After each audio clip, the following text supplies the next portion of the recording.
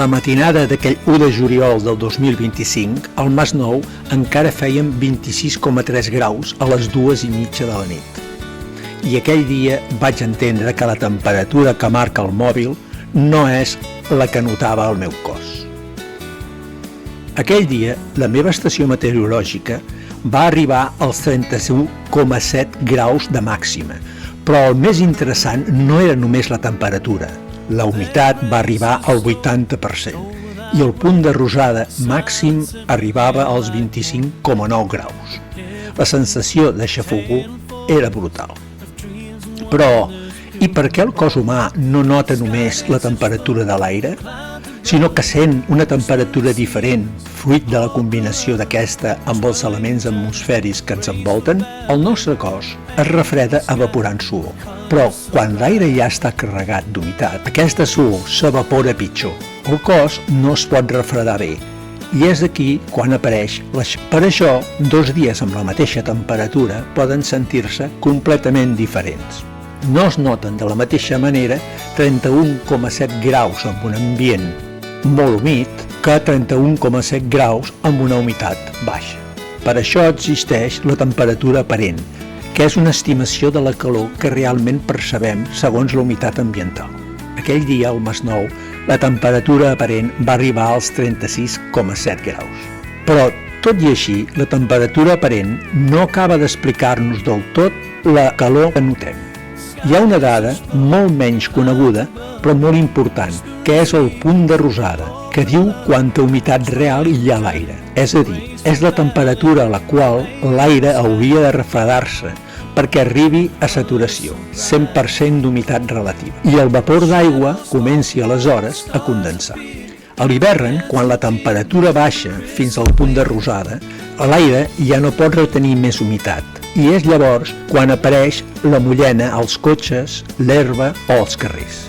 A l'estiu, quan el punt de rosada supera aproximadament els 18-19 graus, la calor es comença a tornar pesada i quan passa dels 24, l'ambient pot arribar a ser asfixiant. És aquella sensació enganxosa que sentim quan sembla que l'aire no et deixa respirar. Però encara hi ha una altra cosa important. La temperatura oficial sempre es mesura i dona a l'ombra, però el teu cos moltes vegades està a ple sol. I aquí entra un indicador molt utilitzat en medicina esportiva i prevenció, que és la WGT. Aquest índex combina temperatura, humitat, vent i radiació solar per saber quin estrès tèrmic pateix realment el teu cos. Per això, alguns dies, al fer esport, treballar o passar hores al carrer pot arribar a ser perillós, encara que la temperatura no sembli extrema. Ens falta el vent. El vent també canvia completament la manera com notem la temperatura. Quan hi ha ventilació, el cos perd calor fàcilment. Per això, una marinada a temps, un ventilador, pot fer molt més suportable un dia calorós. A l'hivern passa exactament el contrari.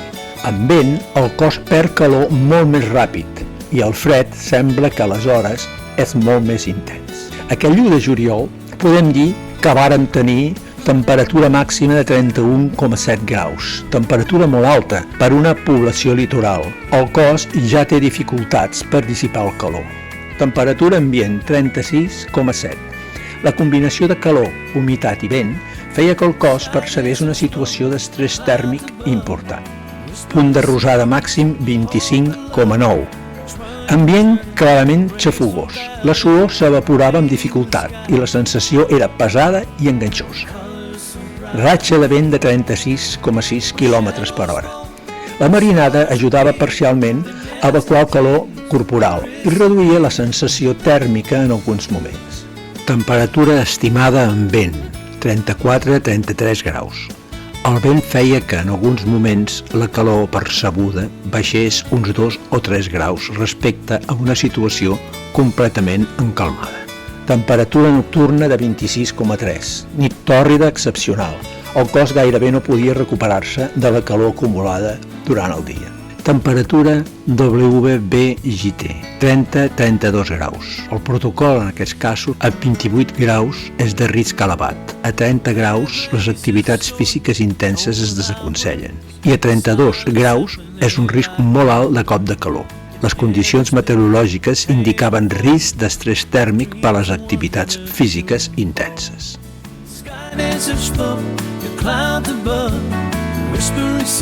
La real no és només la que marca el termòmetre, és la que nota el nostre cos. Quan sentim, buf, avui tindrem 30 graus, farà realment calor, ja ens podem preparar. Sí, però la temperatura que notarem possiblement sigui superior i per això cal tenir en compte, a més de la temperatura que marcarà el termòmetre, totes les demés dades de predicció. Amb elles podem prendre consciència real del dia que passarem, meteorològicament parlant.